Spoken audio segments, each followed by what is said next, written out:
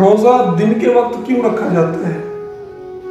روزہ رکھنے کے لیے صرف دن کا وقت ہی کیوں مقرر کیا گیا؟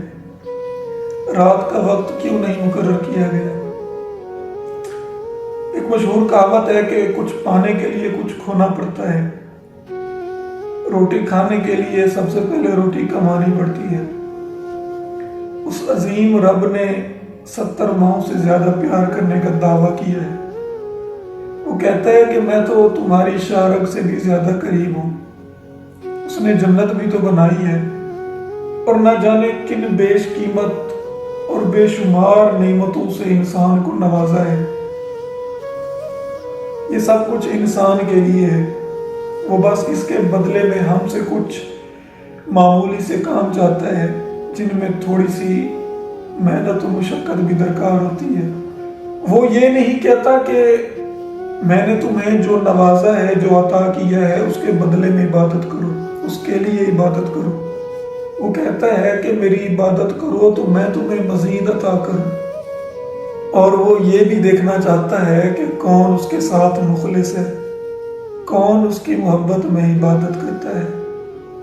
المختصر آپ باقی سب عبادات دیکھ لیں تو سب میں محنت اور دنیاوی آسائشوں کی قربانی درکار ہوتی ہے۔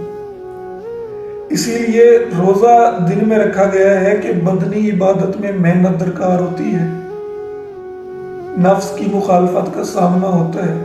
تو جو نفس کی مخالفت کر کے عبادت میں محنت کرتا ہے اسی کو اجر و ثواب سے نوازا جاتا ہے۔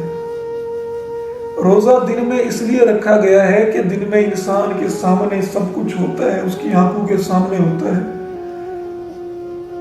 لیکن اسے اپنے رب کی رضا کے لیے ان سب کو بھلانا ہوتا ہے، نظر انداز کرنا ہوتا ہے۔ اس کے سامنے کھانے پینے کی چیزیں ہوتی ہیں، اسے خود کو روک کے رکھنا ہوتا ہے۔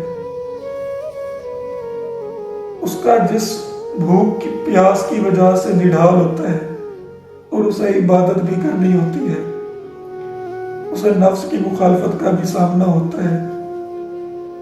تو ان سب آزمائشوں میں جو کامیاب ہوتا ہے وہی جنت کا حقدار ہوتا ہے۔ روزہ رات میں اس لیے نہیں رکھا گیا کہ رات میں تو انسان کھاتا پیتا ہے نہیں اور نہ اس کو کھانا درکار ہوتا ہے، تو پھر کیسے اسے بھوک اور پیاس کا احساس ہوگا؟ رات میں تو انسان صرف سوتا ہے، تو پھر کیسے عبادت کا لطف آئے گا، کیسے عبادت کا احساس ہوگا اور کیسے عبادت میں محنت ہوگی؟ اللہ تعالیٰ کے ہر کام میں حکمت ہے اور ہر کام میں انسان کی محض بھلائی ہے۔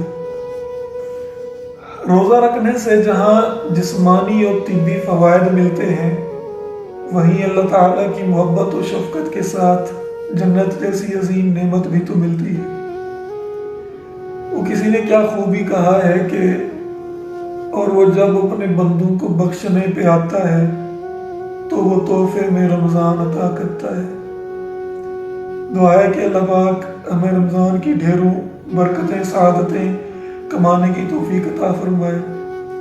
ہمیں توفیق دے کہ ہم اپنے پروردگار کو راضی کر سکیں، اپنی غلطیوں پر، گناہوں پر نادم ہو کر اس سے مغفرت طلب کریں اور وہ ہمیں مغفرت عطا کرے۔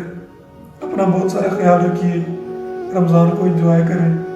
اللہ پاک ہمارا ہم سب کا حامی و ناصر ہو۔ جزاک اللہ خیرہ۔